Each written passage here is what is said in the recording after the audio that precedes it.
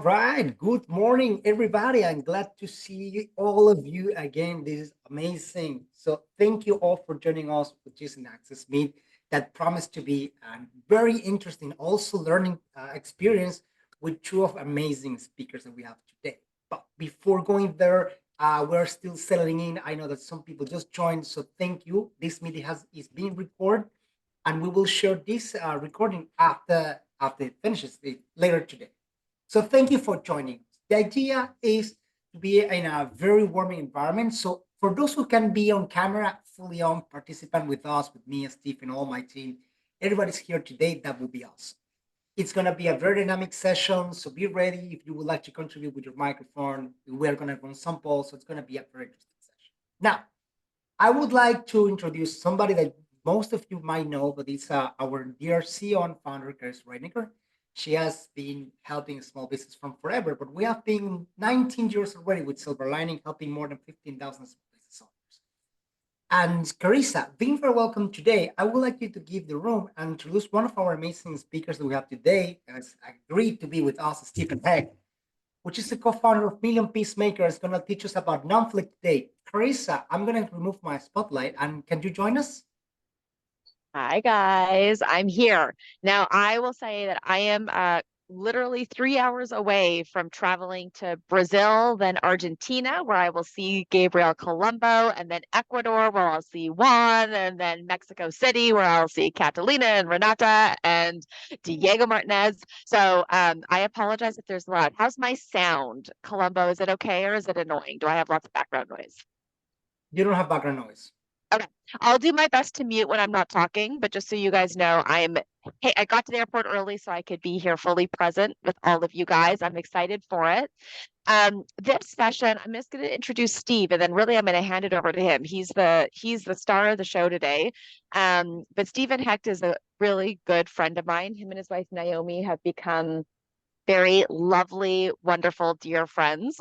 We're in a business organization called YPO together. We're fellow Canadians, Stephen Hecht and myself. And he has this passion, this mission to share and to train as many people as possible, actually with a specific focus on young people, which I think is really beautiful, in this Nonflict methodology. We've used it a couple of times for scenarios and situations that him and I have been co-managing and co-figuring out with a group of peers. And what I really like about it, I think that in life, we talk about conflict so much and conflict resolution and conflict management and how to have hard conversations. And conflict is growing in the world. I think we see conflict growing, obviously, in literal wars. We see conflict growing in polarization of political views. I think because all of us are tired and wore out post-COVID, I think that there's conflict that grows in just even personal relationships, interpersonal interactions. And the Nonflict method that Steve is the leader in and has built an entire nonprofit around is really trying to equip us with very, very practical, very, very usable tools to handle those hard conflict moments well. So there's three things that I'm excited about today. One, I'm just excited for Steve to get to know all of you and you to get to know all of him. Steve has heard me talk a lot about how much I love my team and I love my Slapsters. And so Steve gets to see you guys, which I'm excited about. You guys get to meet Steve, who's a dear friend of mine. So that's one thing I'm excited about. The second thing I'm excited about really is just the practical learning of this methodology, this Nonflict practice. I hope that we all really take it to heart because I think we can all use it in just our day-to-day lives. I think it's really, really practical. And then the third thing I'm excited about is just having a conversation as a global community about peace. It's a complicated time for many, many, many reasons. And so to be another 75 or so people trying to build the skills to create peace, internal peace, external peace, peace within our organizations and in the world, I think it's a beautiful thing. And I think it's especially profound that we're doing this on September 11th, a day that went down in history as the opposite of peace. So for all of those reasons, I am happy to be here with you guys.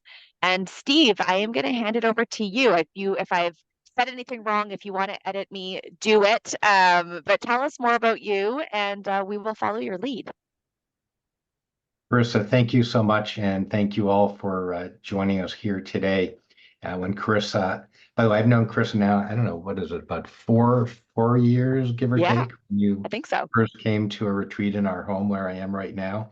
And I was so and continue to be one of your biggest fans. I've met in my 40 years of interacting with various CEOs.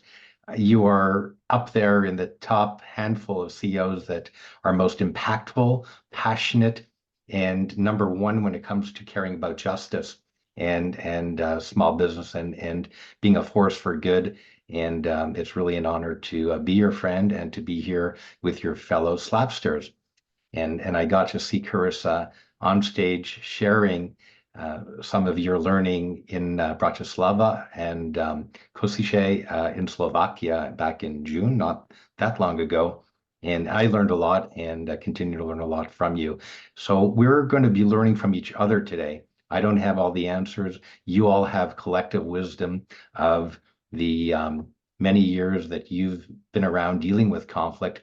And what I really love is when we make this very interactive, using the chat and I'm told we have Q&A as well. Normally I use Q&A in the chat, so we'll see how that goes to monitor the chat while talking and Q&A.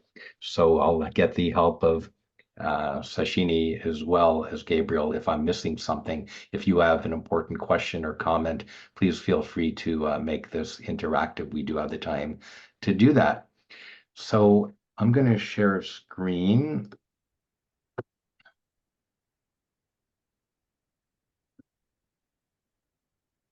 So a little bit about Nonflict. What we're going to be talking about, the Nonflict way, is a simple three-step process to resolve any conflict. I know that sounds too hard to be true, but you'll get to try it out yourselves. It was created by Dr. Amir Kafir for an event when I was the regional learning officer for the Canadian region of YPO. I have a lot of experience dealing with conflict myself. Married 33 years now, but it took me 3 times to get it right. So I'm 15 years married to my lovely wife, Naomi. Had a lot of personal conflict. I come from a family business background that had a lot of conflict. I was third generation, experienced a lot of conflict there. And I was also, and am also interested in geopolitical conflict. I've had conflicts with family members, with unions, with shareholders, all kinds. I've got 7 kids between my wife and I, 3 of them stepkids, and there's always something going on. So I was looking for a better way of dealing with conflict constructively. The skills of negotiation that we learn aren't as effective in longer term relationships. You can't win a negotiation with your business partner. You can't win a negotiation with your employees. You can't win a negotiation with your spouse.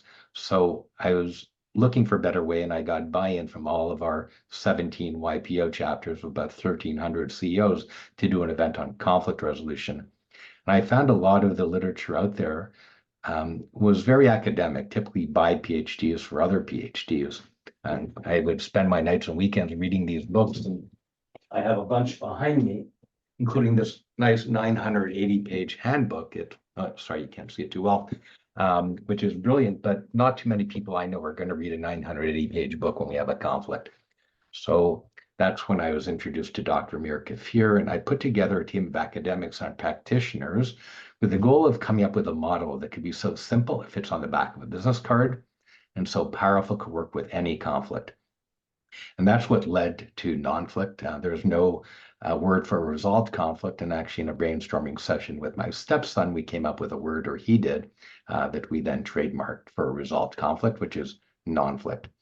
Since then, we've shared it with people in over 130 countries, and it combines theories and practices that are already out there, well researched, and we just simplified it. Imago marriage therapy, positive psychology, change management, and coaching. So in work, as all of you have companies, and this is before COVID, it's higher than now, 85% roughly of employees experience conflict at work, which impacts their productivity, work effectiveness, and team morale. And as CEOs, you have the same thing. And actually, the average manager spends over 25% of their time dealing with conflict.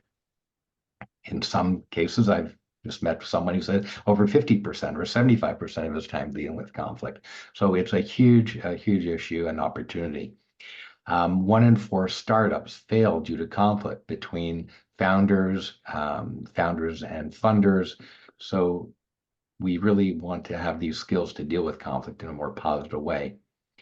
I've been around the world with this and been to the Vatican twice. That's Cardinal Turkson, sorry, upper left-hand corner, who is the cardinal in charge of peace. Everything we do is pretty much through collaborations with other organizations, such as Silver Lining, where you have communities that care to resolve conflict or want to resolve conflict more constructively. That was upper right-hand corner was a high school in Slovakia in Kosice, junior achievement teacher, and junior achievement is a new partner of ours. I've been in Rwanda dealing with 4 times in the last year. We have a global partnership for peace and humanity with the government of Rwanda and the Kigali Genocide Memorial, and that was a reconciliation village where survivors, this bottom middle picture of survivors and perpetrators actually live together. And dealing, of course, with the 30th anniversary of the genocide where 1 million Tutsis were killed in 100 days.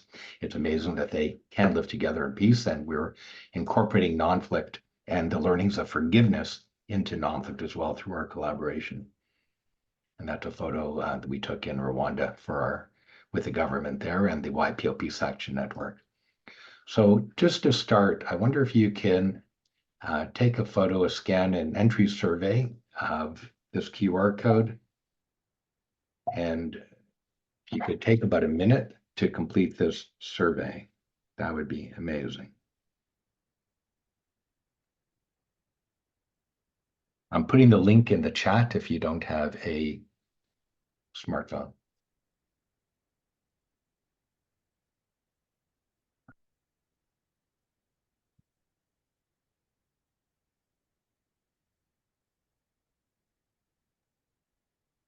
As you all fill that out, I'll just double down on what Steve just mentioned. I had the honor, Steve organized a major global impact summit in Rwanda this past February that I was at. And for half of a day, we went to the Rwanda Genocide Memorial. And we had both people who had lost family members in the genocide and people who had committed the crimes of the genocide. Each sharing their experiences and what Rwanda facilitated and what they as individuals really had to go through in order to find forgiveness and peace.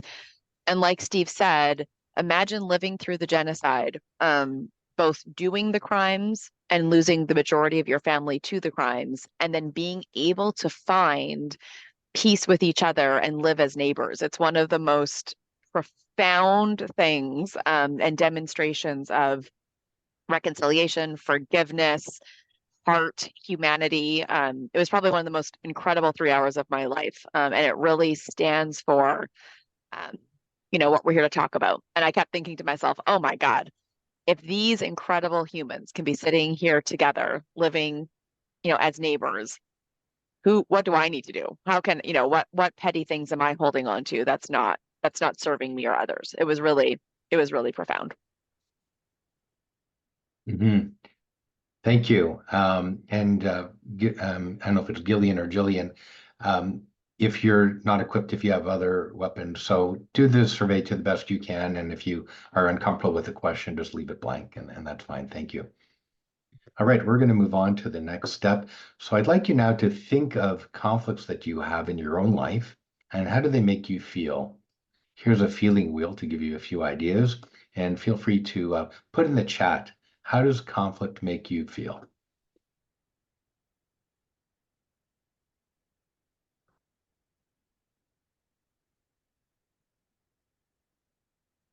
Exasperated, anxious, thank you. And sharing is caring, so thank you for caring about your community members by sharing. We're going to do a lot of that. Challenged, restlessness, depend on the conflict, all right? Frustration, upset, setback, anxious, agitated. Okay, there's clearly a lot of emotion around conflict. Conflict is emotional, and therefore it's something we need to deal with. We're not robots. We do have emotions. So it's really important that we do have conflict, that we're able to deal with these emotions in a positive way. If you had to define conflict, how would you define it? Put that in the chat as well. What is conflict?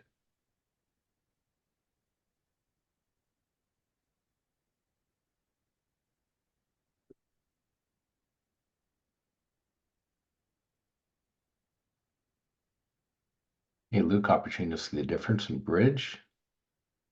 2 points of view that cannot see each other. Disagreement, differences of opinions. Not able to agree in values, normal life.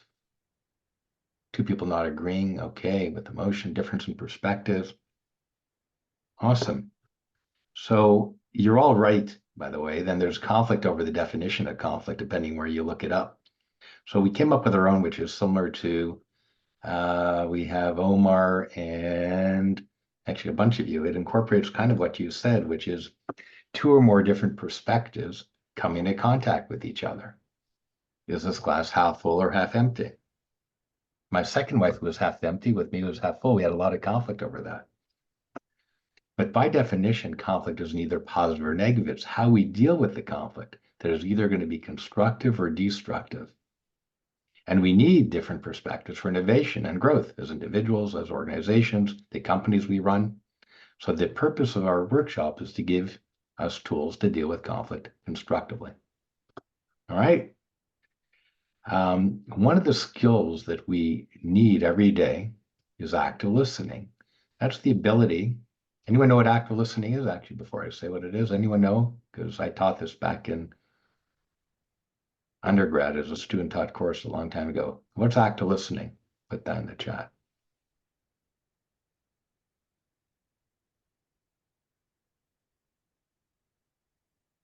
Paying attention. Thanks, Deborah. Listening with intention. Yeah. Listening to understand. Listening. There you go, Ryan. Thanks. Listening to understand. Listening without judgment, which is really hard. But that's active listening with empathy. Yeah. One of the things we need in active listening is to be able to make gentle eye contact with the person we're talking to. Right? If someone's looking down at their phone when you're talking to them, especially if you're in a conflict, how does it make you feel?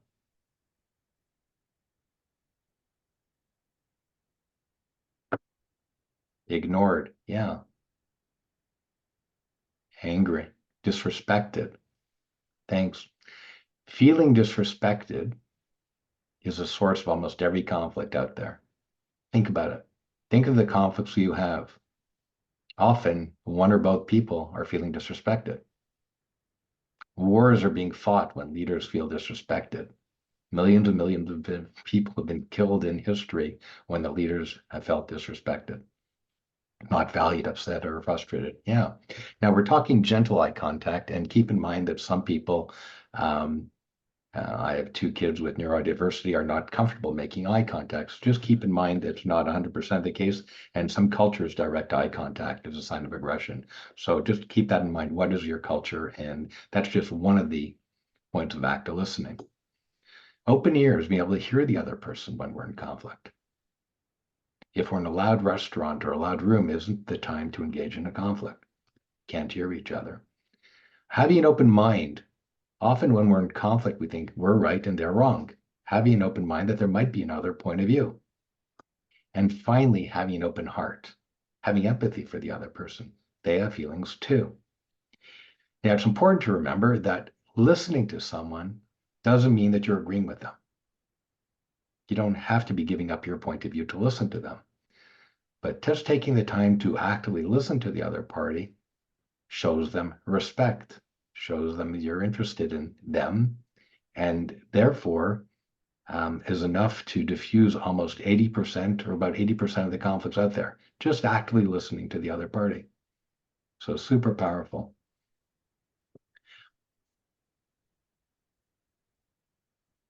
Mirroring is when you would then mirror back the essence of what you heard. Not like a parrot, not word by word, but in your own words, mirror the essence of what you heard then ask, did I understand you well? Without disagreeing, without having to agree, and without making it about you, without saying, well, that happened to me or I feel that, but just taking the time to actively listen, mirror back in your own words the essence of what you heard, and asking, did I understand you well? So we're going to demonstrate this. Carissa and I are going to demonstrate it now. I wonder if we could spotlight Carissa. Uh-oh. No. Spotlight Steve. No, both of us, so that you all can pay attention. So, and we're going to do this in a breakout room after. So we're going to share an event or person that had a major impact in your life, including facts and feelings. So this person, Carissa, is going to share an event or a person had a major impact in your life, including facts and feelings. I'm going to mirror the essence of what I heard. I haven't heard this story before. I have no idea what you're going to share. Take about a minute, Carissa, to do that. I'll take about 30 seconds to summarize in my own words the essence of what I heard. And then I'm going to ask, did I understand you well? And if I didn't understand you well, or if you want to clarify something, clarify it so that I truly understand it and you feel listened to. Hmm. And can it be a good or bad impact? It could be a good or bad event or person or impact. Okay. And it's not necessarily a conflict. It's an event or a person that had a major impact in your life, including facts and feelings, good or All right. bad. Okay. I'm going to use all right, let's just go. I'll do it. I won't caveat. So the event that I'm gonna talk about is the origination of actually Silver Lining Capital. I had been on a board, and I was the incoming chair of the board. The outgoing chair of that same board was a man named Brian Finn, who had been the ex-CEO of Credit Suisse. And him and I just enjoyed talking about politics and life. Um, and he and I had iced tea every 6 months to talk about the economy and what was going on in the world. And I got on my soapbox about how hard it is to be a small business owner and how access to capital for small business doesn't work. And in one of the most just simple, kind, ridiculously generous moments, Brian said, well, what would you do about it? And I got to be myself and imagine a solution that looks like Silver Lining Capital now. And he said, well, then you should do it. How much money do you need? And I said, oh, I don't know. It'd be like $1 million to pilot something. It's like a rounding error for big companies. And he said, I'll give it to you. Send me the paperwork tomorrow. And I said to him, no. I am not pitching you. My experience to that point had been that it has been very hard to do the work we do. And most people have resisted it or opposed it or have thought I was crazy. And I actually didn't believe him. I flat out did not believe him. I didn't send him paperwork. I thought it was a silly comment. And in the end, he held me accountable. I sent the paperwork and he gave us the first $1 million to start Silver Lining Capital. So those and my feelings around it when I reflect on it is that just 5 years before that, I had been on the brink of bankruptcy. I had been $500,000 in debt. I was beleaguered and battle worn from trying to build Silver Lining in a different way. And I had experienced primarily resistance for people that thought the business people thought I was too justicey, the justicey people thought I was too businessy. Our business model was complicated. I refused to take venture capital so I could protect our customers. And so the feeling was, I'm trying to find the right word. I probably need that feeling wheel back. But the feeling was like something very almost spiritual, profound, significant to have somebody see that vision and that work and just believe in it so much that they would just step up like that. So it wasn't about the money at all. It was something much more significant for me. Thank you for sharing, Carissa. So if I understand you well, you, up to that point, struggled to have your vision have more than yourself as the true believer. You were doubting whether, in some ways, the rest of you're a different plane than the rest of the world, and it makes sense. And was this something that was realistic? And Brian showed faith in you and your vision that said, wow, I'm not crazy. I found a kindred spirit who believes in me, who's credible, who's successful, and I'm not, and I can make this happen. And I just need to find other people like Brian to join me. And he's the first, and then that starts a movement. And it gave you confidence, and showed that you maybe were ahead of the curve, but together with people like that, you can change the world with that vision and your energy. I understand you well? Kind of. And it's helpful to hear your reflection because it would help me synthesize my thoughts. I think that I always felt confident. It's going to sound funny. The word that came to mind when you said that moment gave me comfort more than it gave me confidence. It was almost like a salve, like a nice little lotion over a a wound. I have never once doubted the vision of silver lining. I've never once doubted um, I've never lost confidence in it. So it wasn't necessarily confidence inducing, but it was somehow comforting, if that makes sense, in a way. So it was interesting. I feel like, yeah, there was comfort in it. Maybe it was a little bit less lonely in that moment, maybe is a way that I might describe it. It's comforting. Thank you for clarifying. So if I understand you well, it wasn't confidence, but comfort, maybe peace, Mm. maybe a sense of calm now that now you're in the flow, and you could flow toward the vision that you are confident was the right one. Am I understanding you well? Yeah. And maybe less about it being in the flow and more comfort of, okay, I got one yes out of a million no's. That's enough. Like, that's like, okay, I can go handle another million no's to get to the next big yes. Like, it kind of like a little, a little boost of, I don't think it's going to magically change anything. But it's one great yes in the midst that's kind of motivating or comforting and encouraging, to keep going, knowing that it's not going to magically get easier, but there's a boost that came from it. So a comforting energizer boost that you got from him, if I understand you well. Yeah. Yeah. Okay, thank you. Well, thank you for sharing that. That's an inspiring story that others could learn from, and so thank you for also clarifying. So sometimes we want to say yes when someone mirrors you, but it's important to ask, did I understand you well, so the other person can clarify and dig down deeper maybe into some of the facts and feelings around their story. And how did it feel, Carissa, to share your story? It feels good. I mean, I'm a verbal processor, so I really like it. I find it very helpful for you to reflect back because that's where I'm able to be like, oh yeah, that's true. Oh no, that doesn't feel quite right. It actually, I think it helped me clarify what I was trying to figure out or say with the story. Um, you asking, did I get that right, was very helpful, or did I understand, I think is the word you used, because it Mhm. gave me permission to say yes and also no, and here's what I want to say differently. It felt very curious, like it felt like you kind of wanted to know it and understand it.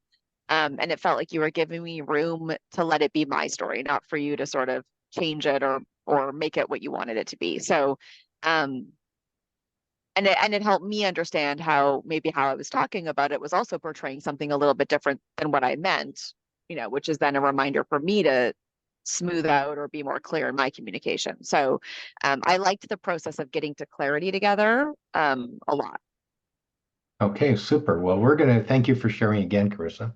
Um, Sharing is caring, and clearly you care about your community in order to do this in general. So speaking of caring and sharing, we're all going to do a breakout room now, and what you're going to share something to the extent you're comfortable. It's going to be confidential. Your breakouts are not being recorded. So if you'll share an event or person that had a major impact in your life, including facts and feelings, the person's going to mirror it and make it about you, not about them. So even if something similar happened to the person listening, keep it about the person sharing, not about you. Often we're tempted to say, oh, that happened to me. And, then it's no longer about the person sharing. So they have to feel listened to here and respected and understood. And then you'll have your turn to share your story, an event or person had a major impact in your life, including facts and feelings. So you'll switch. One person share, one listened, and then the other person listens and the other shares. So you revert. The person with the longest hair in the breakout room will go first. So the person with the longest hair will do the sharing an event or person, and then you switch. We're gonna have 8 minutes total. So keep each of them to a 4-minute interaction, about 2 minutes of sharing, about a minute or so of mirroring, and then asking, did I understand you all? All right, we're clear on the instructions. I wonder if we could open up the breakout rooms. Done.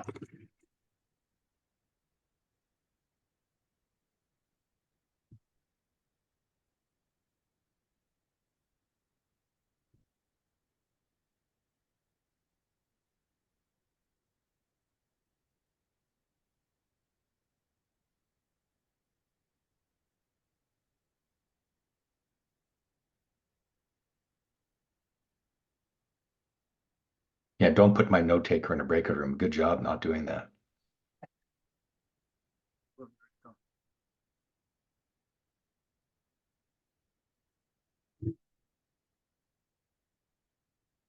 Hey, Stephen, can you help us? Gasline just joined. She probably is a little bit lost about what Yeah, we're don't doing. put her in a breakout room. Then I'll just do a quick review with Gaslin and whoever is brand new.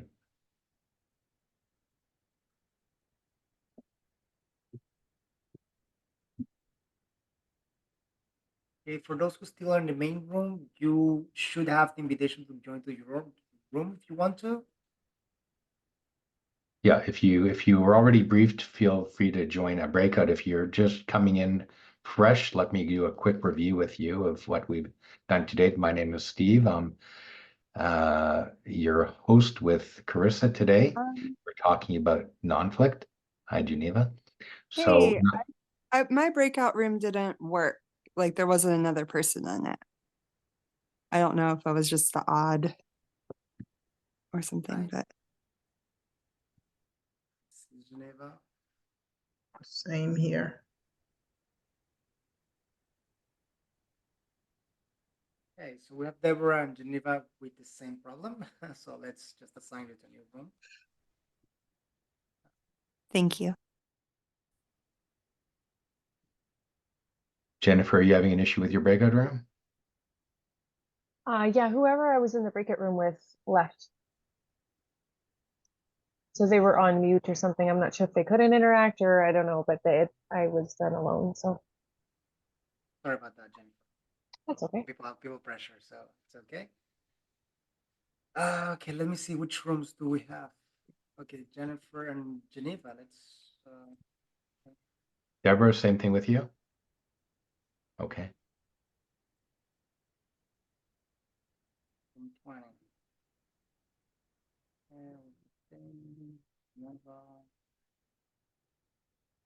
Okay, you guys can join to the room 15, Geneva. You will be there. Deborah and Diana, you guys having the same issue?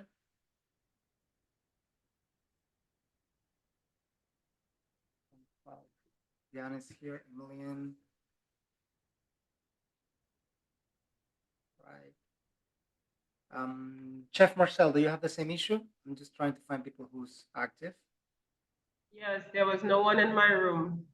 Well, it seems like she's not online. The person who you paired me with. Okay, so I'm gonna remove you to info. Okay, Deborah, you can join the room with Chef Marcel. That's it. Gasline, you are with us. Let me know if I can help you. Geneva, did you have any troubles with the room with Jennifer? Yeah, I don't see how to get into it. Okay, let me help you with that. Colombo, I was in a room on my own. Yeah, no So worries. I was sharing with myself. How did that Deborah, feel, Lenny? Deborah, did you have any troubles within your room? Yeah, I don't see an invitation. Usually it pops up and says, click here. I don't, unless I'm missing it. I'm not seeing it. Yes, can you click where it say breakout room? It says Okay, just okay, on the join, side. then- All right, okay. Join break. Okay. So Eddie, probably you were assigned with Carissa, no worries. Okay.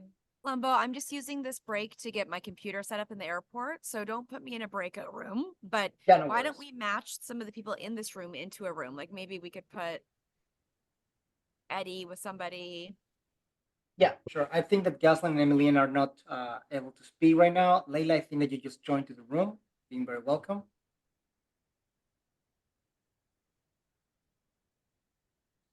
Let us know, just Layla, Emilian, or Gasline, if you're able to participate. Layla, Emmeline, you're off camera. Are you trying to be in Gasoline? Are you trying to be in a breakout room or are you Sure. here? Um, Gasoline, you just joined us, right? Yes. Okay, we'll do a quick review. I think there's someone else coming. Are we able to get Eddie into a room? wait, I just moved Gasline to room 36. Gasoline doesn't know what to do. She just joined us. Oops. Yeah, keep the new people in this main room here and I'll do a quick overview of what they missed. Okay.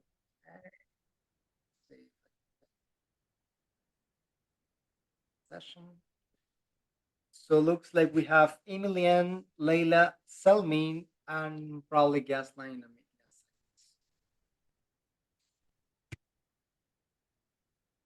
Okay, your note taking from John there. looks like he's all alone in room 11.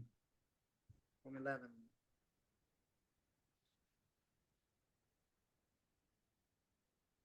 Oh yeah, again, he's member of our team. Let me see if I can.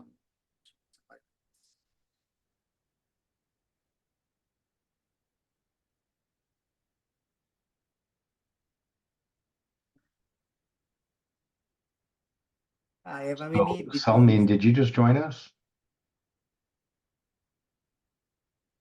And Eva? Yes, hello. It disconnected me. I'm sorry. So it connected me back now. Okay. So Stephen, all the rooms are gonna finish in 50 seconds. The 8 minutes already passed, so people are Yeah, joining us. no in problem. 8 seconds. Thank you. Oh, my pleasure. Right, Stephen? Yeah, okay. Well, it was fast 8 minutes, right?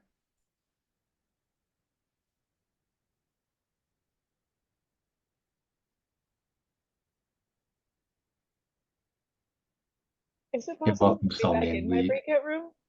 I accidentally left. No, it's okay. It's all rooms gonna close automatically in 20 seconds. Don't worry. Okay.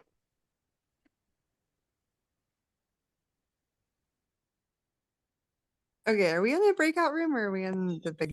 No, now we're in the big room. Okay, 10. we were done. You were done? You were not done? No. Oh, I'm sorry. Take a note of who you were with and maybe you all could do this over coffee, virtual coffee sometime soon. Okay, Stephen, all people should be in the main room by now. Okay, thank you, Gabriel. I know it's always challenging to work out these breakout rooms, especially you have so many people. So sorry if you were in the middle of a conversation. Take a note of the name of the person you're with and try connect after so you could continue if you were in the middle. So for those of you who did this exercise, and how did it feel to be listened to first? How did it feel to be listened to, if you felt listened to? Put it in the chat. How did it feel to be listened to?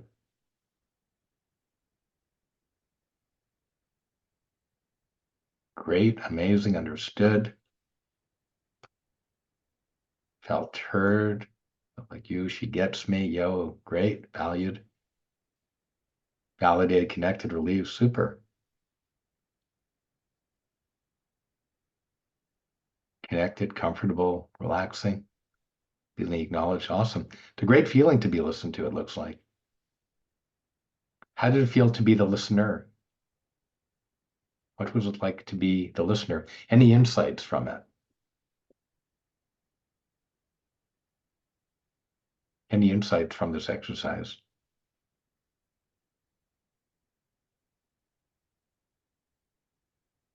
Put that in the chat as well.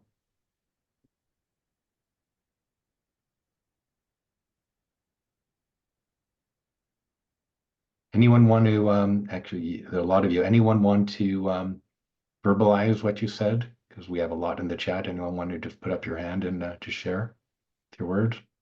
You could unmute yourself and just share that. Any insights you got from this? Looks like Trill has her hand up. Trell, go Trill? ahead. Yes, I felt like it was an honor to hear someone else's story and their perspective because it also brought in alignment. Like, hey, we're the same, we experienced the same thing, and we didn't have time to like go into it, but it was just an honor to jump into someone else's world. Thank you for sharing, Trell. Anyone else? Any insights on the exercise? Hi, everyone. My name is Gasoline The Sources here from Miami, Florida. I'm a hairstylist wig maker for Threaded by Lavish. Even though I came in late, the experience with, I can't remember his name, it started off very energized. He's from New York. His energy was very inviting. And we didn't get to finish our conversation, but I got enough to know about him as well as myself. He was able to learn a little something about me as well. So it was a good exercise. Thank you, Ghislaine. Friday, you have your hand up. Yeah, I was just gonna say that listening, well, what I said in the chat is that listening really is a verb, and the actual act of listening and thinking about listening makes you that much more present. And I realized that when you listen the first time, you can really get so much more from a conversation than when you're like, doing other things or thinking about what you're going to say. You really just absorb so much more context from the situation. Super.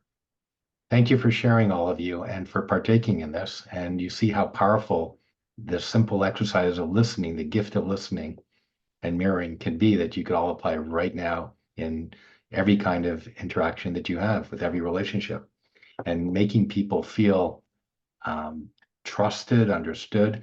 I would say love gets created when you actually have that connection. Huge energizing. And again, in a conflict, if you actually listen to people, just think of how most conflicts will be diffused just for that. One concept that is important to keep into contact is framing. Framing is the lens through which we interpret facts, through which we see our world. There are 8 billion people in the world, and everyone has a different lens than you and I. It's affected by our personality, our life experience, and the triggers we have as a result, our culture, background, education, personality. All of these impact how we interpret things that happen. And often when we're in conflict, we wonder, why don't they see it our way? It's because everyone has different framing than you and I. Framing impacts also how we deal with conflict, our go-to way of dealing with conflict. One way of dealing with conflict is to avoid conflict or flee from conflict. What are the pros and cons of fleeing from conflict? Put that in the chat if you could. Sometimes a good thing to flee, sometimes it's not. What are the pros and cons of avoiding conflict?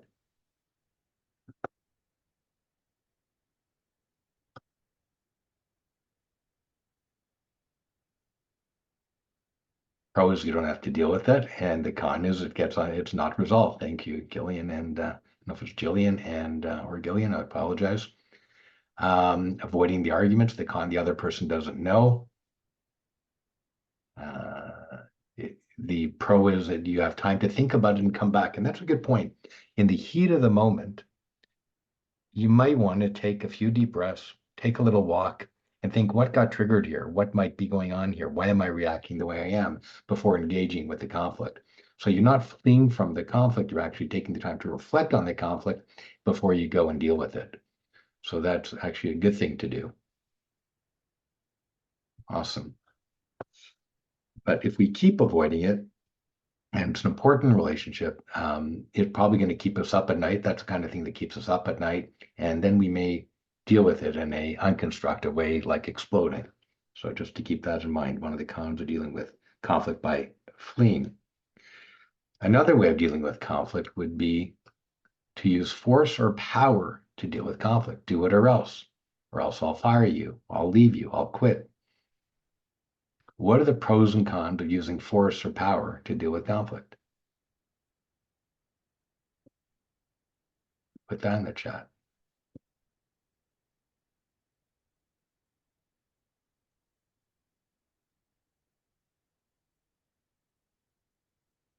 Compliance, not genuine resentment. Yeah. People will quit or end the relationship, can damage a relationship. It's not necessarily a resolution, more like an imposition. If you had the power, it could force a resolution. But how many of you enjoy when someone imposes their power and resolution on you?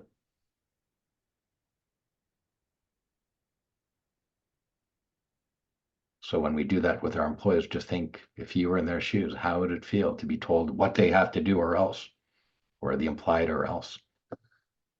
All right, makes people defensive. Now there's a time and a place for it. If the building's on fire, you're going to force people to get out of that building to save their life or save your business, save everything. So that might be the good time to use force or power. Another way of dealing with conflict is to fold. Just give the other person what they want. What are the pros and cons of folding?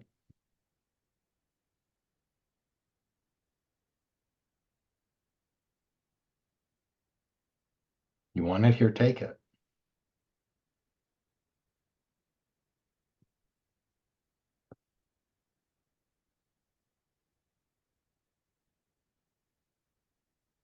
Creates resentment over time. Power dynamics become funky, trust is lost, folding can sometimes show a lack of care, in my opinion, creativity is snuffed out.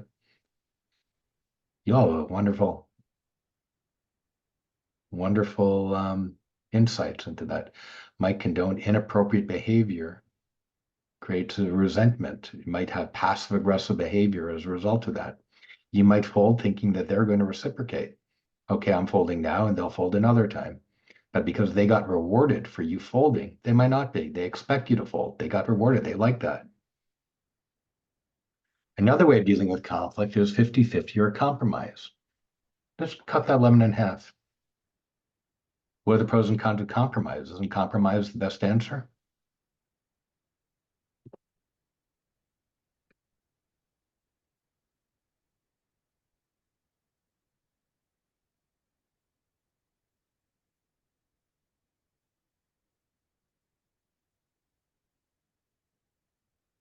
Might not be a real 50-50 solution. Might depend. Maybe it is, maybe it's not. Better than the other things. I'll share with you a story of compromise or 50-50. So the picture here is the lower half of Theodora Sauvé, who was the past co-chair of our Million Peacemakers youth. She was cooking dinner with her boyfriend, Alexei, and she was making a lemon sorbet and he was making a veal with lemon sauce. But they only had one lemon. So they said, okay, let's just cut it in half. You take your half, you take your half. And at the end, they're eating the dinner. And Thea apologized, the sorbet doesn't quite taste as lemony as it should. And Alexei said, well, the veal doesn't quite taste as lemony as it should. And then they said, well, what's your recipe? And Thea said, well, I need the zest in my recipe to make this lemon sorbet. And well, I just needed the juice, Alexei said. So if they took the time to understand each other's needs, they could have had all the zest or all the juice instead of half the zest and half the juice. Just one example of a compromise. It's quick, it's expedient, but it might not be the best answer. So the way we deal with conflict is often a function of the issue, the relationship, the power dynamic, and how much time you have. A fifth way of dealing with conflict is nonflict, and we'll be talking about that one shortly. So, Gabriel, I wonder if you could put up the first poll. I know you're quick. What is your most commonly used conflict resolution style?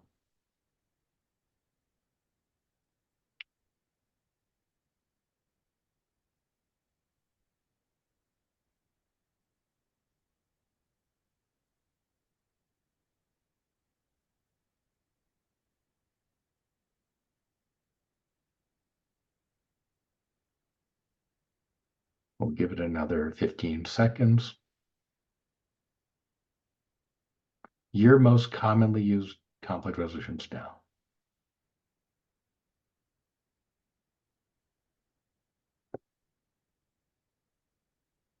All right, Gabriel, you want to show the results? Sure. So about a quarter of you flee. Very few of you, only 1 out of 54 use force or power. 15% fold. 35, the majority of you compromise. And about a quarter of you use another way of dealing with conflict. Maybe a quarter of you are already using non-flict. Alrighty, very cool, very interesting. When we did this with a group of 700 CEOs in a room, this was the biggest workshop I did. About a third of them put up their hand that they flee or avoid conflict. So these are CEOs. The power and culture starts at the top in your organization. So if you're avoiding conflict, you can figure probably the rest of the organization is probably also avoiding conflict, and you might not be getting the best results. And that's common in even larger companies. CEOs are the ones that were part of the poll. About a third of the CEOs that were in that room used force or power, and very few of you use force or power. I guess that's because you're influenced by Carissa and the training that you're getting. You know, that's not the ideal way, but at random, a third of other CEOs use force or power. 15% of you fold, and about a third of you use compromise. And that's very common with CEOs because it's quick and expedient, and time is money, right? It might not be the best answer, but you know, it's very efficient. So very interesting. Thank you for sharing that. Right, we could close the poll and move on to the next part of framing. How the people that brought us up, if we had parents or the people that brought us up, how did they deal with conflict with themselves and with you?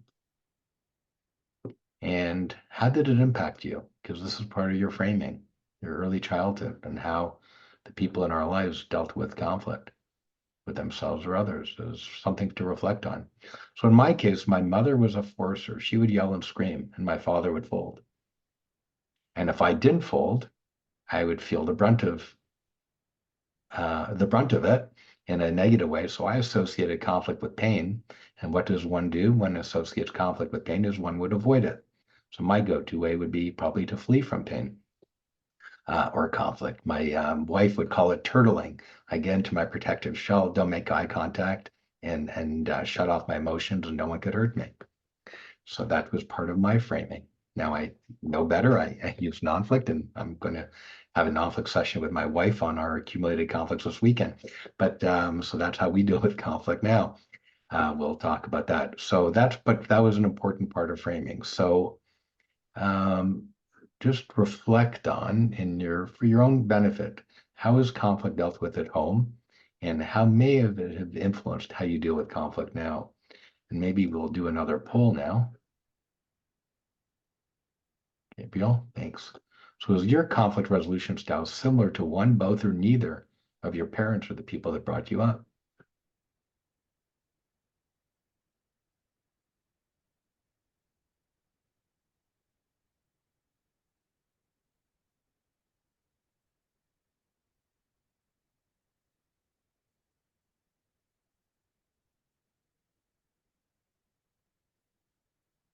You should see a poll now. Many of you are filling it out. Hopefully it popped up on your screen, Gillian or Jillian. Jillian, just say how to pronounce your name. You could get off screen so I don't keep doing that wrong. Right. You could get off mute and just tell me how to pronounce your name. Jillian, thank you, Jillian. I appreciate it. I'll stop calling it the other word. Great. So let's end the poll and see what we have here. So about a quarter of you are more similar to your mother's conflict resolution style, 7% like your father, about a third of you like both, and about a third of you like neither. All right, and or someone else who brought you up. Interesting results. Thank you. We could close that. So here's a quote which I found very important in conflicts and in any business problem or life problem that you might have.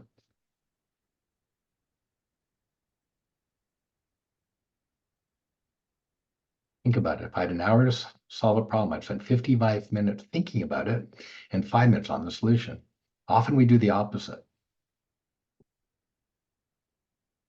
But what's really going on here? Sales are down. That's a symptom. Why are sales down? I'm having a conflict with someone.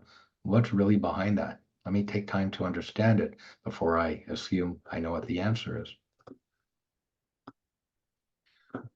So what we've been doing up until now is self-awareness. Why do we do what we do? Why others might do what they do, and why we and others feel the way we do. And now we're going to get into non-flict. Do you typically take a break at all at the hour mark, or do we keep going? I'm okay either way. I think up to you, Steve. If we want to take a 5-minute break, we could have everyone back fully focused. If we don't take a break with a 2-hour meeting, we'll probably see people popping in and out to pee around this mark. So maybe 5 minutes so that we can really be focused. I think this is the good part. Yeah, usually at the hour mark is a good time to take a break. So let's take a 5-minute break, and at 12:02 Eastern time now, so 12:07 we'll start. And in the meantime, think of a conflict that you're having in your own life that you'd want to deal with.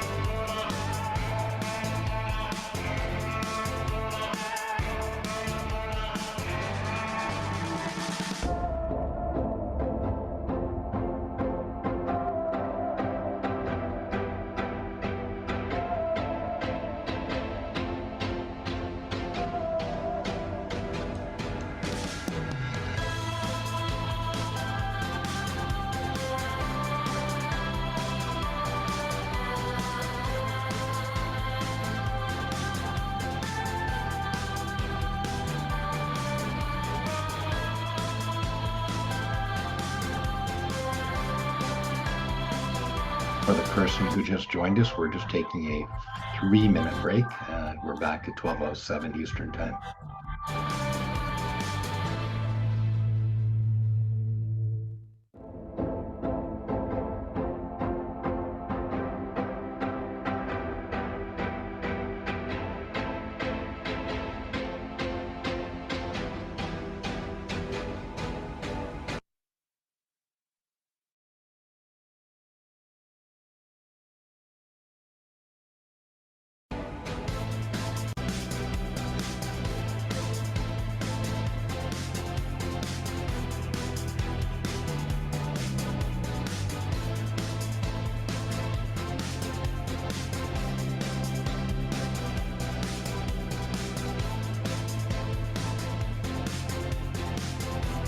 Welcome back for those of you who are back. We're going to start in 2 minutes.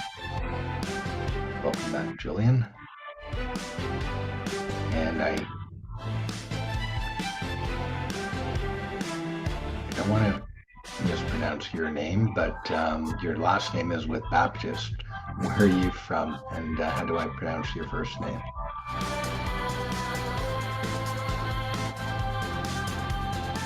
You can mute yourself if you hear me. Yeah.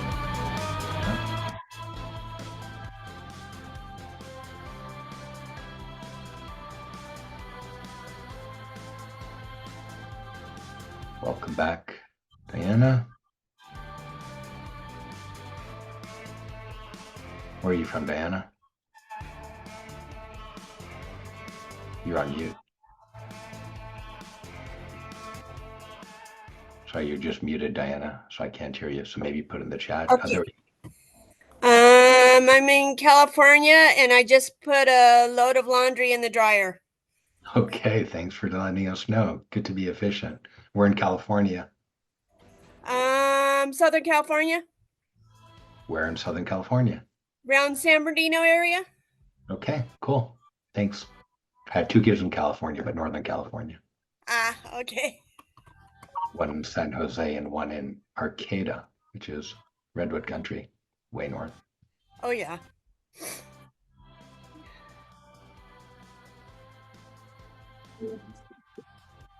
Okay, we're going to be starting right around now. So if y'all are back, put your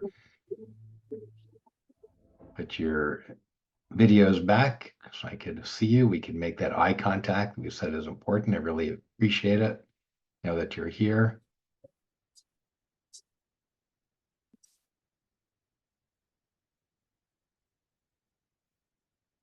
That way I know you're all back from the break as well if you have your camera on.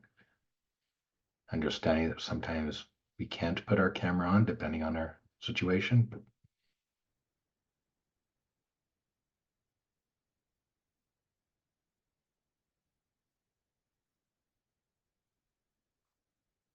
Yeah, Eva, you mentioned culture and the environment affects our conflict resolution style too. Post-communist countries, for example, tend to be slightly more conflict averse.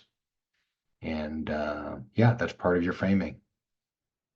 Definitely part of your framing. In certain countries like Rwanda, people are adverse to question authority. So you'll often have people leave their companies and their boss has no idea why, because they were avoiding the conflict and didn't want to confront the conflict. So depending on our personality or our culture, that's often the case. It's an important part of framing, realizing that. So welcome back, everyone. Hope you had a good break. So now we're going to get into Nonflict. And we had mentioned earlier that respect is very important in conflict. So we're going to show respect before we engage in the conflict with someone. And we're going to ask permission first. So rather than just get into it and say, okay, I want to use Nonflict or to resolve it, you would tell them why their relationship is important or your relationship with them is important and ask permission first. So if Carissa and I were having a conflict, I would say, Carissa, I love you, you're amazing, but we're clearly having this conflict that's getting between the two of us, and I'm really feeling bothered by it because I'd like to have peace with you. And can we resolve it? Can we use Nonflict to resolve this conflict or to deal with it? So I would get your permission first. Carissa's nodding. I would find a quiet place where we're not going to be interrupted.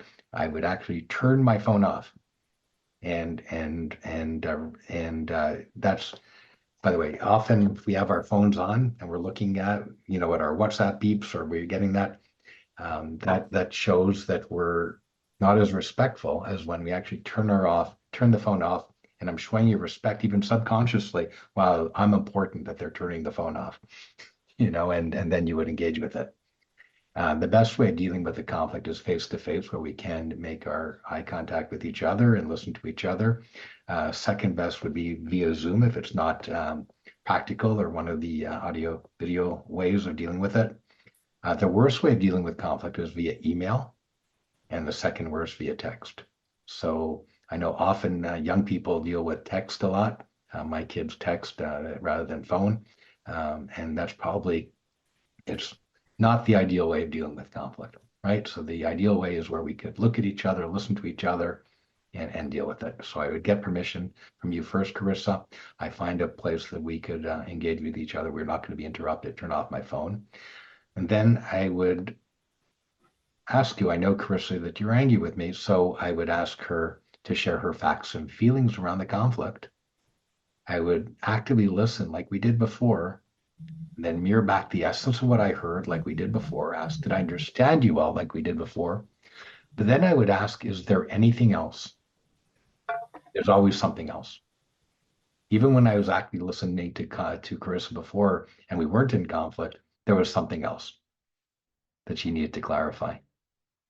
And often when we're in conflict, we're starting with what might have just happened. Then after they feel listened to, and by mirroring and actively listening to them, if you ask if there's something else, they might not even been aware of what the other thing was until they felt listened to. Matter of fact, there is something else. And it might have been something that happened, a year ago or 2 years ago or 5 years ago, or with something else, someone else that got triggered. So then you're going to mirror them, actively listen to them without interrupting, without saying you're wrong. And the person sharing should use I statements. I felt this, or I feel that, rather than, why did you do that? Or you should do that. So when you're sharing your facts and feelings, make it about you, your facts, feelings. No one could argue with your story because everyone is right in a conflict. Our goal is not to make the other person wrong because everyone has their own framing, their own point of view. So we're actually listening to understand. And we'll get our turns. And then I'm going to mirror back the essence of what I heard and ask to understand, well, is there anything else until there's nothing else? Then I'll share my facts and feelings around the conflict. And I'll ask Carissa to actually listen to me. And then mirror me and ask to understand, well, is there anything else until there's nothing else? And the next question is, what's important to me? So it's important to me that I feel respected, that I feel understood, that I feel safe. Whatever it is, that I have hope, for my job, for the company, for my future, for my kid's future. And I'll ask Carissa or I'll actively listen to Carissa on what's important to her. In her company, she might say, well, it's important to me that people keep commitments, that you can keep your commitments, and if you can, to communicate with me. All right, I'll actively listen to her and I'll mirror back the essence and ask, is there anything else? And she might say, well, it's important to me that I feel you're part of the team, that we're aligned.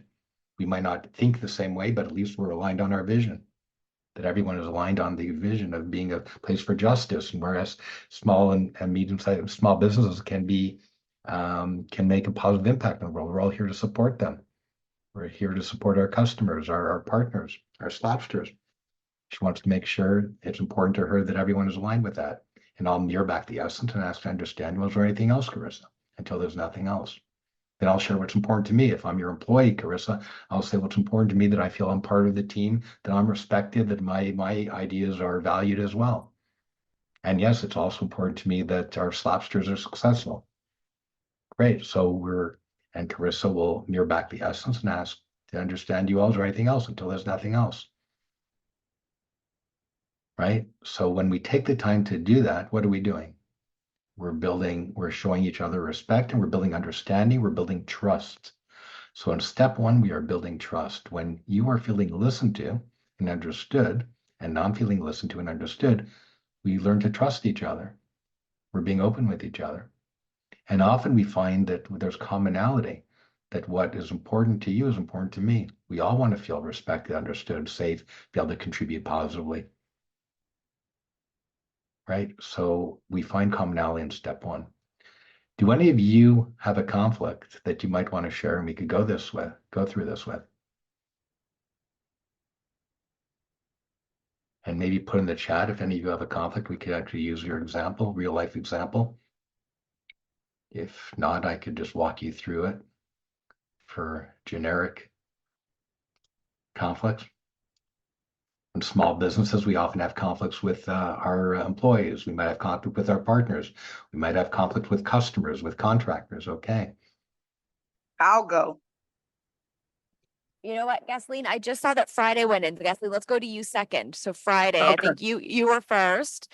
A contractor that's great as a person, but may not be working out. Friday, are you willing to be brave before Gasoline is brave? I'll try it. I'll try it. I'm not a big conflict person, and I'm always just looking to understand. And sometimes being very compassionate can make you can create excuses instead of just actually having those conversations. So I would like to figure out how to do that. Awesome. Well, thank you, Friday, for carrying a round of applause for Friday for volunteering. Okay, so Friday, can you give a little bit of background? The contractor is for your. Sure. So they support the business doing administrative things, and I think that there's a lot of it where there's like the lack of clarity maybe on my part, and then but I do feel that the results, the not even professionalism, but just like that, the work ethic. I think we might have different views on work ethic and like missed deadlines or just kind of Okay, that's enough dropping the information ball. for now. So Okay. Friday, thank you. No, that's great. Great to understand. And what's the name of your contractor? Her You could real use name? it. Just give me a Oh, name. Just okay, give I'm me a gonna name. Crystal. Crystal? Okay, Crystal. Yes. Okay, so Crystal, great. And it doesn't have to be real name, it's just we have a name to use for this example. Great. Thank you, Friday. So Friday, you gave a little background. Now, because Crystal's not here, if Crystal were here, you'd actually be doing it with Crystal, right? But Crystal's not here, so we're just going to walk you through it and we'll try something out, okay? You're good? Okay, All right. let's do it. Great. So Friday, can you share? I'm going to after we listen to you, can you share your facts and feelings around the conflict that you're having with Crystal? The facts are there are problems with follow-up. There are, reaching out, itemized things that should be done, and they're not getting done. And that makes me feel that either I'm ineffective at communicating what needs to be done, or that perhaps you don't value what it is that I'm doing. And just the role and how important the role is and what you're doing plays in the ability for the business to grow and to scale. Thank you, Friday. By the way, everyone pay attention because I'm going to be calling upon you for helping on a question in a minute. So Friday, if I understand you well, Crystal, you feeling Crystal is not just all there and all in for helping you achieve what you need to achieve in your business and in her role as your contractor. And you don't know if it's your lack of communication or Crystal's lack of diligence in doing what she's committed to do. Am I understanding you well? That's spot on. Is there anything else? I also feel that if there's additional support that's needed, and maybe these are things that are outside of your scope, that I'm happy to have that conversation. But I'm uncomfortable with the current dynamic and how we're working together. Great. And by the way, can I ask Friday to be spotlighted with me? Because you moved around the screen. I just had to look for you. Okay, great. So oh, great. Thank you. That's much better. So if I understand you well, Friday, actually, I'm going to ask you to repeat it because I was looking for you as you were talking. You moved on my screen, so I couldn't make eye contact with you. No So problem. could you just repeat back again what you said? Yes, just that I'm feeling uncertain about the current work dynamic, and this is new for me, navigating being like a leader or, the person that's delegating responsibilities. And I would just love for this to be an open and understanding working relationship, but also where the deadlines are clear and, the making sure that those things are being done so that the company is successful. Okay, so if I'm understanding you well, Friday, what's important to you is we have clear, effective communication so that I could perform my role as you expect me to do as a contractor, and that any support I might need from you in order to fill my duties or obligations, I'm able to get it from you, and you have to know what that is from me, so I communicate effectively with you as well. So you want really effective two-way communication so we could accomplish what we both committed to do. Am I understanding you well? Yes, very well. Okay, is there anything else? Not that I can think of. Great. So I know you alluded to it. So Friday, what's important to you? Things being done.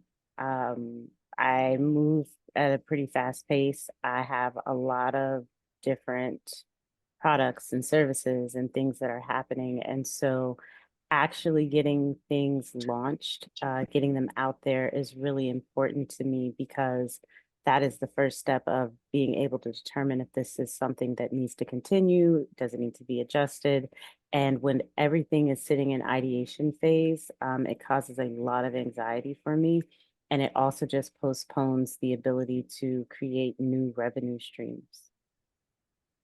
Okay, so if I understand you all, Friday, what's really important to you is that after we take the time to understand each other and communicate effectively, that we actually execute. Yes. And you're able to meet your customers' needs and be able to move forward and be successful in your business. Am I understanding you well? Yes, you are. Anything else important to you? Compassion and also understanding that things happen and I get that we're humans. And I think I struggle with balancing between understanding that people have personal needs and also have professional responsibilities. So I don't want to feel callous in these, requests or demands. I just want to make sure that what we're agreeing to is clear and that as often as possible, we're able to uphold those agreements. Okay, so I understand you all, Friday. What's important to you is also that we be human with each other, be real and honest with each other, that if something is getting in the way, could be personal, could be family, but if something is getting in the way of me being able to meet my commitments with you, that I tell you. And I be honest with you, so there are no surprises. And you're human, you're empathetic, you'll be able to listen and be able to maybe renegotiate, but you want me to be able to be open, whether it's business or personal, just so that you could help me do my job more effectively. So we could both be successful in our commitment. I understand you well? Absolutely do. Okay. Is there anything else? I think that is everything. I think the only thing, okay, there is one more thing because you're Crystal now. So the only other thing would be, in doing all of those things, I would love for us to include making backup plans for when things do happen so that we are thinking about contingencies if you're, sick or if you're not feeling well or your workload is too much, for us to think through ways that does not have to necessarily impact the business. Okay, And so then I understand you that's all, Friday. You want to have such an open dialogue that if there's anything that'll happen or could happen that might impact my delivery of what I have to do, that we have a plan in place on what could be done, what kind of backup plan we could work on so that it won't affect your business and that you won't be surprised and caught off guard. Am I understanding you all? Yes, you are. Anything else? That's everything. Okay, great. Now, because Crystal's not here, if she was here, Crystal's a she, right? Yes. Okay, if Crystal was here, she would answer these questions and you would actually listen to her. But because she is not here, what I'd like you to do is think of Crystal's framing to the extent you can, to the extent you know her, and I don't know how much you know her, Think of her framing, think of her culture, education, life experience, work experience, to the extent you know it, and try put yourself in her shoes for a minute. And I'm going to ask you these same questions. If you were Crystal, what are your facts and feelings?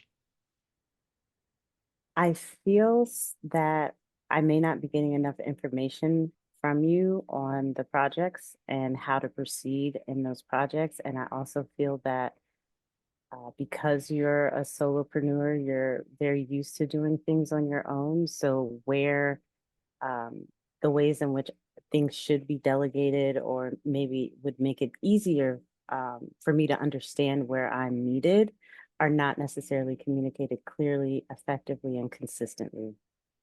And that makes me feel that there are expectations from me without the resources to actually execute those expectations. Okay. So, Crystal, if I understand you well now, you're feeling a little frustrated that the expectations on you and what you are being asked to deliver on are beyond your ability to execute on without having more effective communication with Friday, with with myself if I were Friday, right? So Correct. you're feeling that a little frustrated as a result of that. I'm understanding Crystal well, you think? I think so. Anything else that Crystal might say?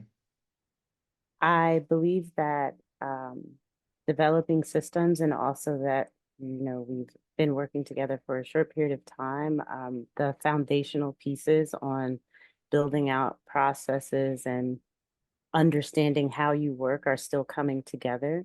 So I think that it does take time to develop that, relationship of really understanding what it is that you need.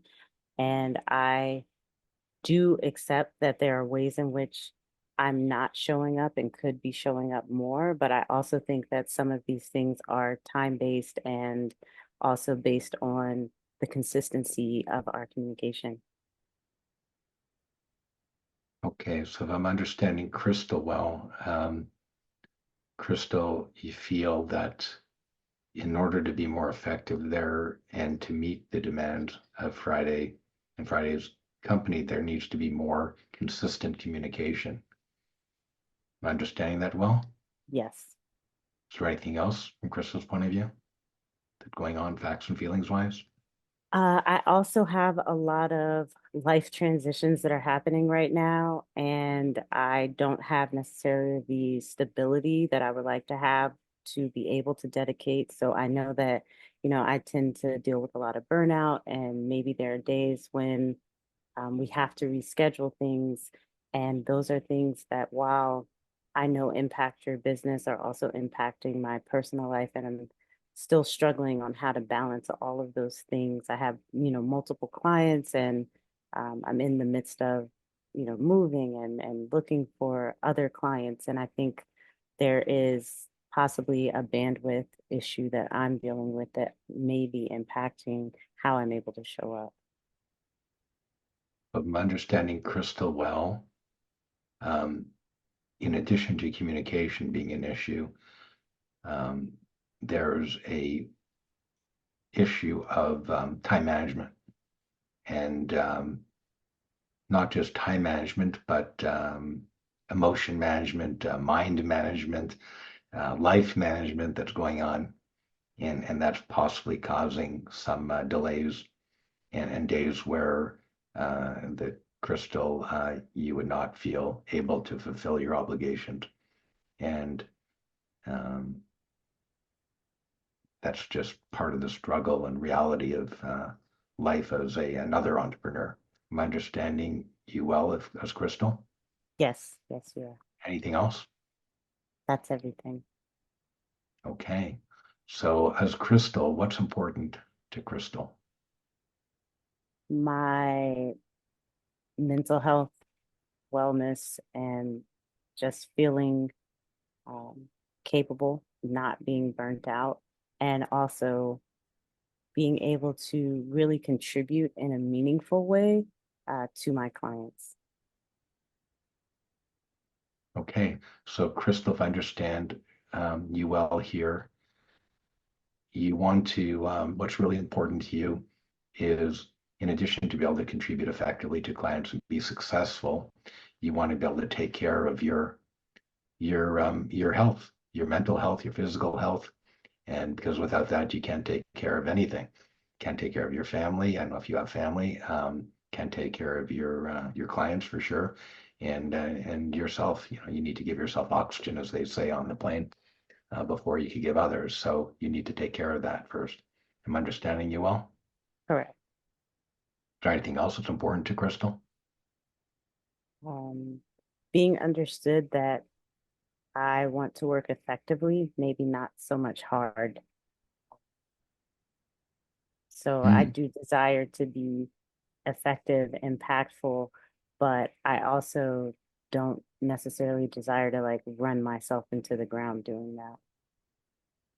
Okay, so if I understand Crystal well, it's important for her to work smart rather than hard, to be really efficient, to be effective, and not to burn out. Yes, that is correct. Okay. Is there anything else? That's it. Okay, cool. So now you're going to be able to be Friday again, and we're going to move to step 2 of Nonflict, where we're going to look at our shared reality. So now we're going to discuss together, now that we've understood ourselves and our partner, we're going to discuss together what's our real underlying conflict here versus the symptoms of the conflict. So this is the discussion. I'm just sorry I don't see anymore. Now I see you again. So, great. Did I lose you on Spotlight? I had to go back. Are you still spotlighted? There we go. Okay, great. So we're going to discuss together what's our real underlying conflict here. And the rest of the audience, I'm going to ask you in your chat after Friday answers initially, if you could help Friday to have ideas that she might want to consider might be the underlying conflict. So Friday, what do you think the underlying conflict is here? It sounds like communication and then personal bandwidth are the real, like, kind of teeter-tottering between like my bandwidth, her bandwidth, communication, inconsistent communication, and bandwidth, I think, are the underlying things. Okay. The rest of the audience, what do you think? And thank you, Friday. What do you think might be the underlying conflict? And Friday, read the chat and see if any of this resonates with you. Not meeting the expectations of the contract. That could be, yeah. So there are symptoms, and then think of the why behind the symptoms to be the underlying conflict. So not meeting the expectation is what's happening. So that's a symptom. What's the why? Why aren't we meeting the underlying expectation of the contract to get to the underlying conflict? Right. I think bandwidth is kind of the issue where it's like, and that's some of the things aside from unclear expectations, which that underlying is communication. So from the chat, and then her not having enough time, I think goes back to bandwidth, and the trust / doubt. I think that is communication. I think if we did communicate more, it'd be very clear what you are capable of doing, what you're not capable of doing. Yeah, it feels like, and then the potential for not having the right skill set. So I'm just like looking at what people are saying in the chat. I think kind of again goes back to communication, where it's like, what are you capable of? But what you're capable of also has to include reality, which I think goes back to the bandwidth. Like I feel is awesome at what she's able to do, but can she do that for the prolonged period of time that I needed? Or again, as someone mentioned, like the terms of the contract. So yeah, communication, unclear expectations, and capacity, I feel like are hitting everybody. Y'all get it. Yeah. You get Okay. it. It's definitely, I think the underlying issues are clarity, and the clarity comes from communication and clarity just around what you're able to do, clarity around what you're supposed to be doing, and then clarity around what happens when those things aren't happening. And again, I think it's all like the communication part of it. Hmm. And you mentioned earlier that, and thank you all for your thoughts. And Crystal's not here. We would, you know, so we're just skimming here. But based on the information that we have, Crystal was here. She would be sharing this. You'd having this discussion yourselves. And maybe, who knows? Again, I don't know Crystal, and you don't. But maybe if she felt trusted enough in step one, she might have shared something about her framing that we don't know. Maybe she could have said something like, I believe in order to be successful, I have to take on all these gigs and I have to do everything right. And that's part of my framing. And I'm probably running and doing more than I should be doing, but I feel I need to be doing and being busy, but I know it's burning me out. So I'm having internal conflict around that. We don't know, but that kind of stuff might be coming out if you were actually in the room with Crystal. And so we're just doing the best we can without her actually being here. But clearly there's a communication error and she might be having poor communication with herself. You know what I mean? She might not Yeah. be totally aware of how she is, her behaviors are impacting you. And I So that, will say that she did mention, because I asked her, I was like, if you could have one thing that would change like the trajectory of everything that you're doing, she said an assistant. So I do think she's feeling pretty overwhelmed also. okay, so that's new information. Great. So she's taking off more and part of her framing is maybe busyness means you're successful. But as you mentioned earlier, working hard versus smart, and that might not be what she's doing right now. By not having a great assistant or someone to help her on things to be more effective in her job. Super. So the underlying conflict clearly is something to do with different framing around communication. And there's a lack of maybe trust because of lack of open communication happening here. Okay, super. What's working well? Next question. What's working well for you and Crystal? What do you appreciate about her? Her personality, her grace, with whenever I'm having bandwidth issues, um, her ability to brainstorm, think through things, understand objectives, understand the everything that I'm talking about. I'm able to talk to her about these things, and there's never a lot of really having to explain like, oh, this is what I mean when I'm talking about this, online workshop or this digital product, or, I'm not really having to bring her up to speed on a lot of things whenever we're communicating. I think she's really adept at her skill set, making suggestions that I think could be useful. But again, I think there's also, she has a background in health and wellness, and I appreciate that a lot. So there's that, again, just that understanding and many shared cultural experiences, which I think, makes certain communication and things like that easier. So there's a lot of things that I think are working well. I think she actually came to this city for us to be able to meet in person, and that was not a request. So we work virtually. But I think she felt the need for in-person communication in order for us to really figure out what's going wrong or how to make things better. So I appreciate that initiative. So yeah. Super. And the reason for this question is often when we're in conflict with someone, we're often only thinking about the negative. Looking at what's working well for each of you, what do you appreciate of each other, puts us in a better frame of mind to then resolve the conflict.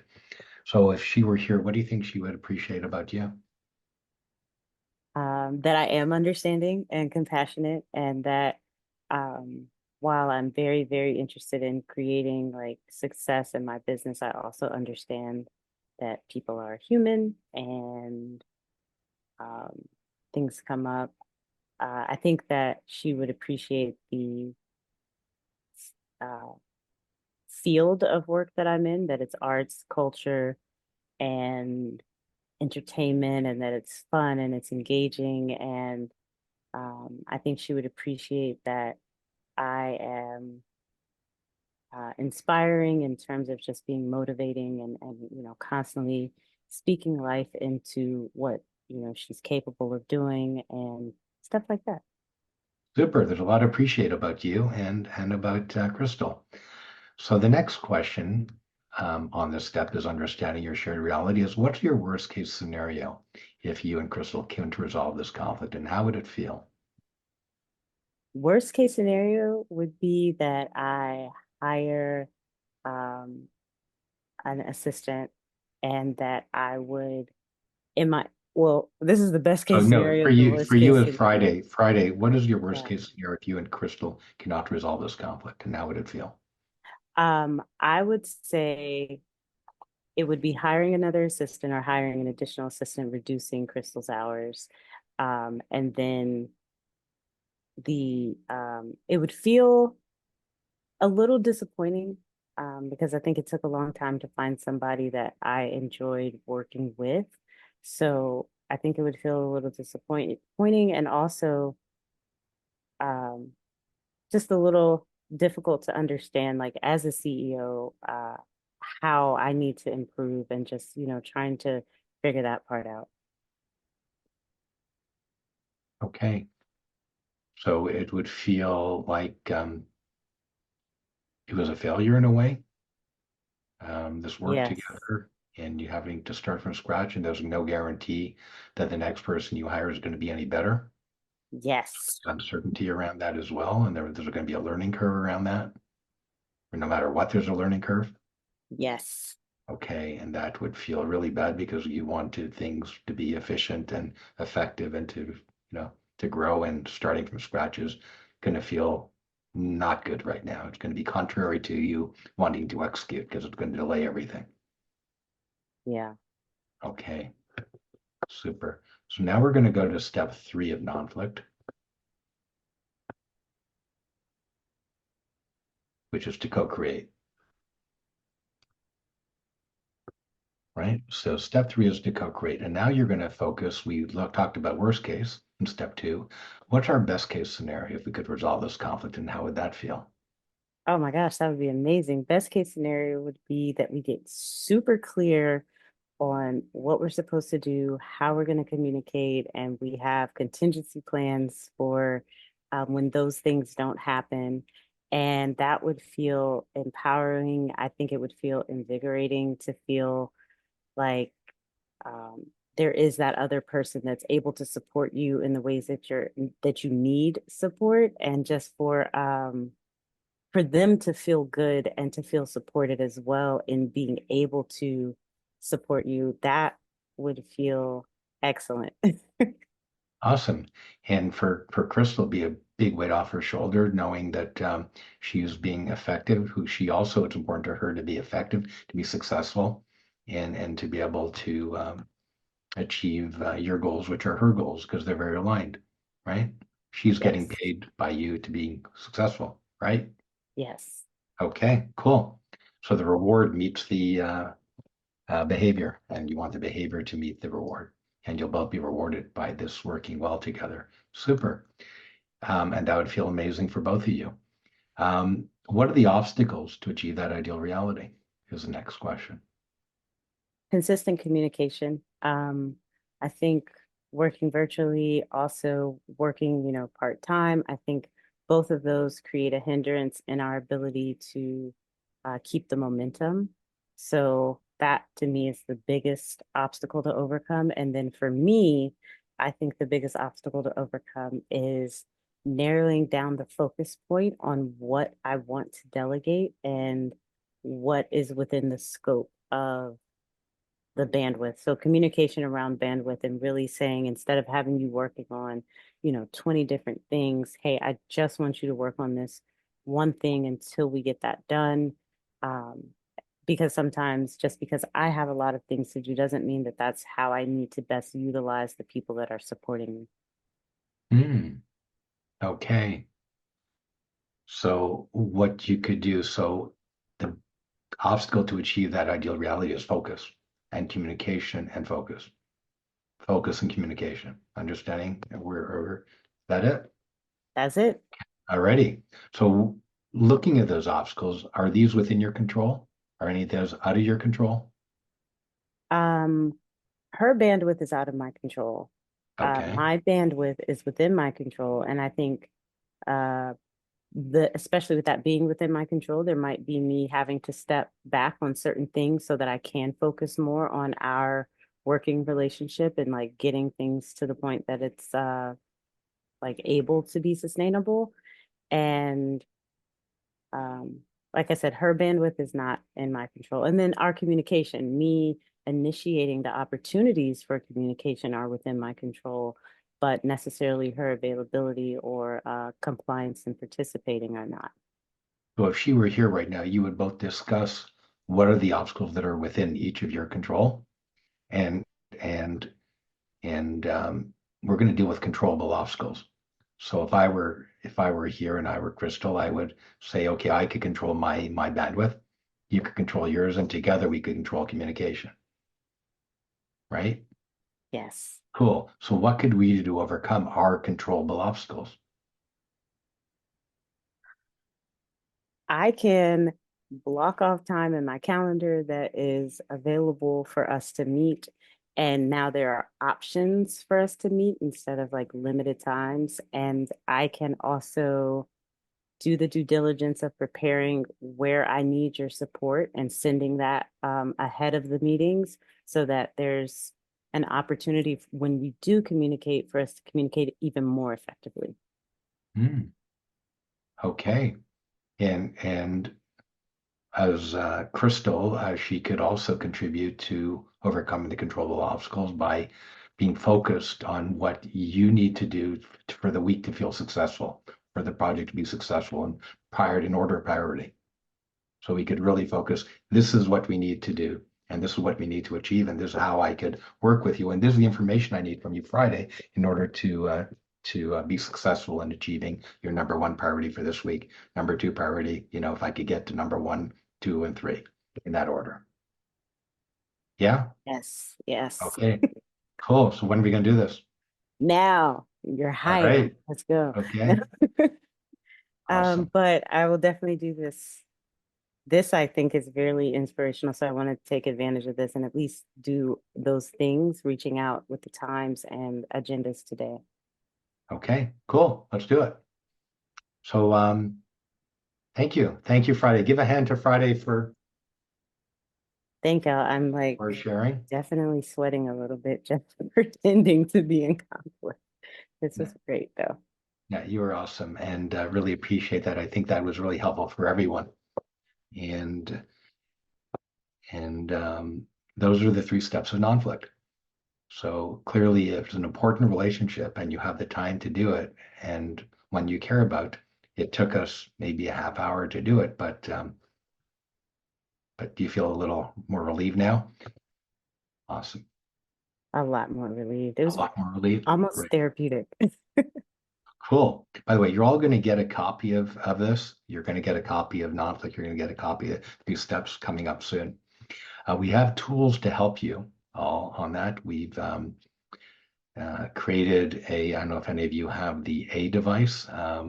You could actually, for example, I haven't tried it lately, but you could just, if you have one, you could say, Alexa, open the Nonflict Coach. Welcome to the Nonflict Coach. I can help you learn various concepts of the Nonflict way. I can guide you through the process, or you can continue where you left off. How can I help? Guide me. I can help you practice on your own. Assist with 2 people in conflict.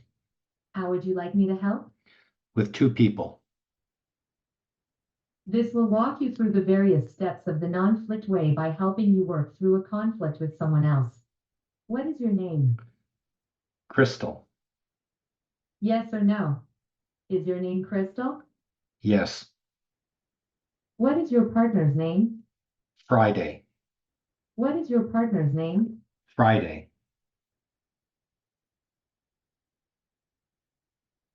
Didn't recognize that as a name. Alexa, open Nonflict Coach and continue. What is your partner's name? Lara.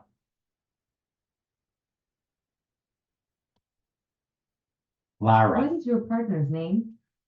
Lara. Yes or no? Is your partner's name Laura? Yes.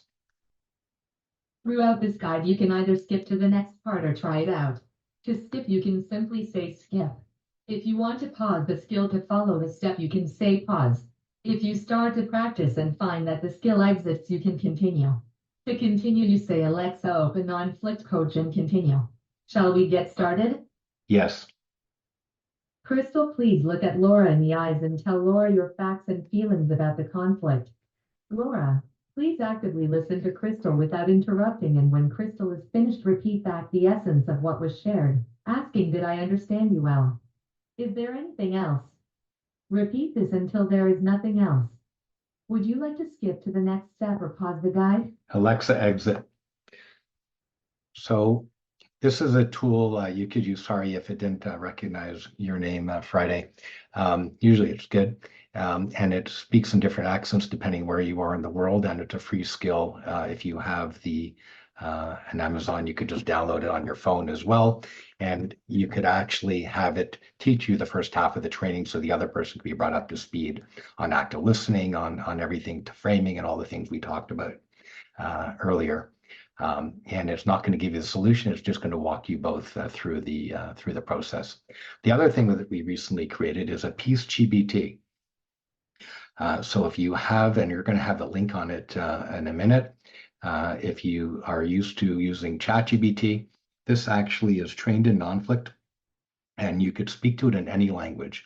And it's got a whole other level than the A device over there, because it really understands a lot, and you could talk to it, it'll talk back to you, and it speaks every language.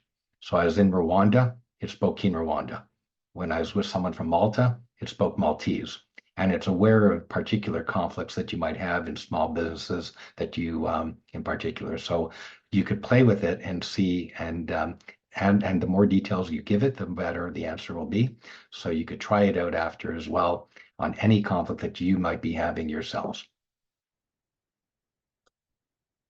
So in summary, if it's an important relationship, important conflict, one that you care about, you may want to choose Nonflict as a way of dealing with conflict instead of force or flee or 50-50 or folding. Because at the end of the day, we do want the same thing. We all want to feel respected, want to feel understood, we want to feel safe, and we want to have hope for the future for ourselves and future generations, for our companies, for our families. We all want that. So I wonder if you could do this exit survey. And I'm just going to put it, if you can't, I'm going to put it in the chat as well. So there was an entry survey and exit survey.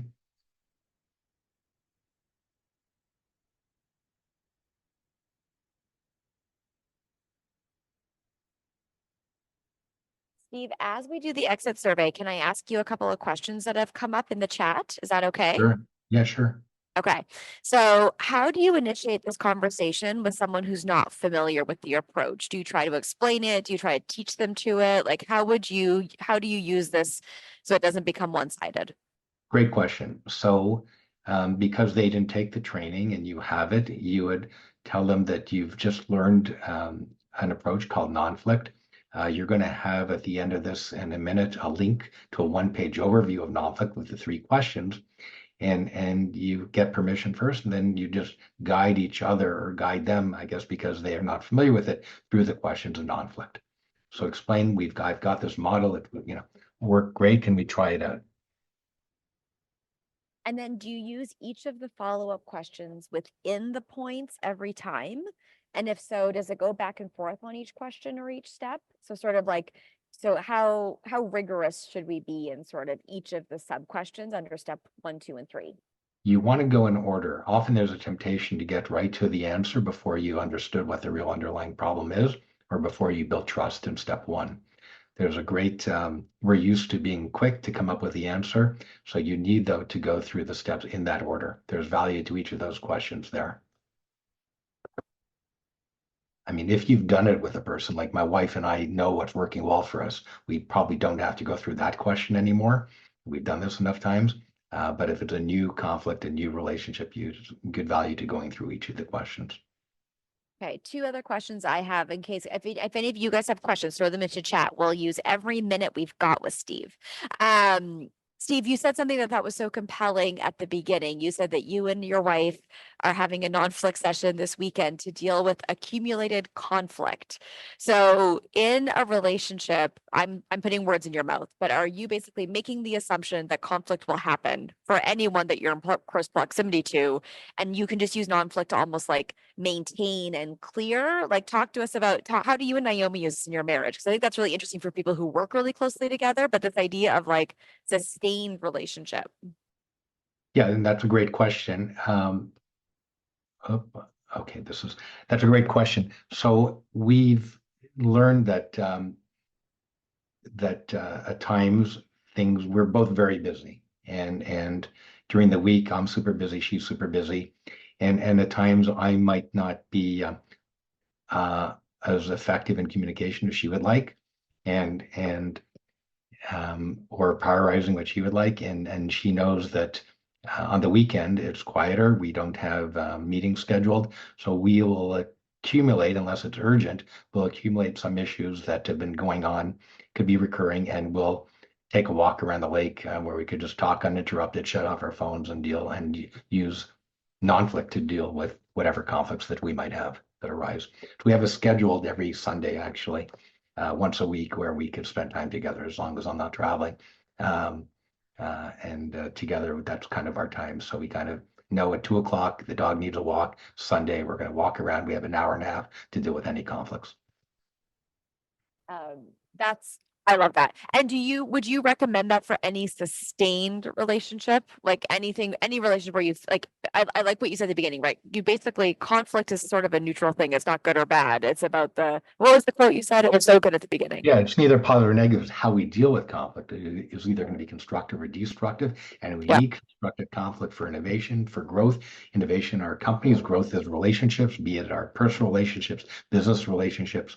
So so it's a great practice just to know that each week you're going to, on a regular basis, have time to deal with these conflicts that arise. Inevitably arise. We all have conflicts because we all have different framing. Exactly. It's normal. Okay. Right. And I think that's the big thing. Just normalize the conflict. Get good at managing it. Exactly. One more question. Tamara says, how do you handle a situation where you feel the other person is not actively listening? So you share your facts and feelings around the conflict. By the way, I'm putting up another QR code for you all, which is the book, an audio book of Nonflict, ebook of Nonflict, English, French. We do have a Spanish version, but I can't put it due to my publisher owning the rights to put it out there for free. If there's a QR, there's a link to the Peace GBT, to the one-page overview of Nonflict if the person is with you or not with you. And now I'll get back to your question. Carissa, repeat the question. I apologize. Yeah, happy. No, happy to. How do you handle a situation where you feel the other person is not actively listening? Okay. By being open and share your facts and feelings without saying, you're not listening to me, or why aren't you listening to me? Is, I would say, Carissa, I'm feeling, given our current conflict, that I'm feeling not listened to now. Could we take time where I could express what's going on with me, and I have your attention? And if it's not a good time for you now, because obviously you're a busy person, when would be a good time that we could actually have this communication where you have the bandwidth or the time to listen to me? So rather than force my schedule on you, I'm asking you when would work for you. Yes. And then is there, Stephen, as a final point, as before we go, is there also an acknowledgement that some people will not arrive at an outcome together? I mean, is there, does Nonflict ever surface that there is no co-created solution, or the co-created solution is to end the contract, or that people want different things, or that the conflict is coming from not necessarily something bad, but there's something that needs to be addressed more systemically? Yeah, that could happen. That could absolutely happen, but at least you're dealing with it rather than avoiding it and not having Exactly. it present forever. There's a time and a place for marriage to fall apart and to deal with it constructively. So you have a healthy divorce. And that can be with your business partner. It could be with your employee. Some people are not right for each other. They might have very conflicting views of the vision of the organization. You don't agree, you're not aligned. So you need to deal with that so that you deal with that. And the best solution is it's not a failure to actually resolve it. You're resolving that constructively by dealing with it. Exactly. Perfect. Okay, everyone, we are at exactly 1 on the dot. Silver lining is not good at ending meetings. Oh, it became 1:01. I was just about to say silver lining is not good at ending meetings on time, and the clock turned to 1:01. Just perfect timing. But everyone, thank you so much. I know that finding 2 hours in a day is a lot of time. It's sometimes our most critical resource. And so, Steve, thank you for giving us your time and your expertise. Everyone, thank you for being here, being attentive, being engaged. And hopefully we can practice these skills, this format, this structure. I really love these tools too. We'll make sure we send out the deck, the tools, the links to the Alexa, this Peace GBT. And again, just Steve, thank you. I know this is your life's work. Thank you for being so generous by creating so many things, giving them away so freely to others like all of us. Very much appreciated. Thank you. An honor to be with you all. And thank you for sharing 2 hours of your most precious commodity, which is your time. Carissa, you are such an amazing human leader, human being, and impact maker. Anything you ask, I'm happy to do. So, and that now applies You to guys you. heard it. Are we still recording, everyone? Are we still recording? I might start calling Steve tomorrow. Watch your phone, Steve. Anytime, Carissa. Thank you. Bye-bye, All everyone. right. Bye, guys. Thank you. And thanks again, Friday, for sharing. Yeah. Thank you so Friday. much. This was a game changer. And Nice to Gabriel, see you, thank you, Carissa. Christina. Nice Thank you. meeting you, Steve. Nice to see you, Carissa.